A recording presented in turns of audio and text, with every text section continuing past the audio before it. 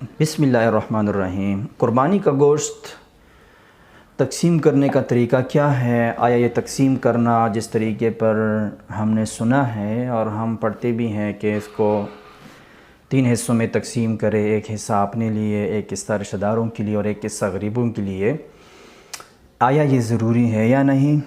دیکھیں، یہ ایک مستحب اور مسنون طریقہ ہے۔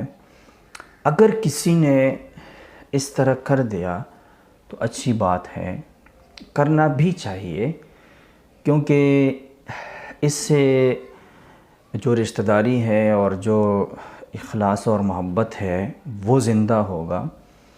اور قربانی جو ہے یہ اللہ تعالیٰ کی طرف سے دعوت ہے، تو اس میں سب لوگوں کو شامل کر دینا چاہیے۔ لیکن ایک اہم بات اور ضروری بات آپ سمجھیں کہ اگر آپ کے گھر کے افراد زیادہ ہیں اور آپ کے بچے زیادہ ہیں اور آپ کا جو گوشت ہے قربانی کا وہ تھوڑا ہے، یعنی آپ کہتے ہیں کہ ان کو پورا نہیں ہوگا، تو پھر دیکھیں ضروری نہیں ہے کہ آپ دوسروں کو دیں، پھر تو آپ زیادہ مستحق ہیں اس کے کہ آپ اپنے بچوں کو کھلائیں اور اپنی بیوی کو کھلائیں، اس طرح خود کھائیں۔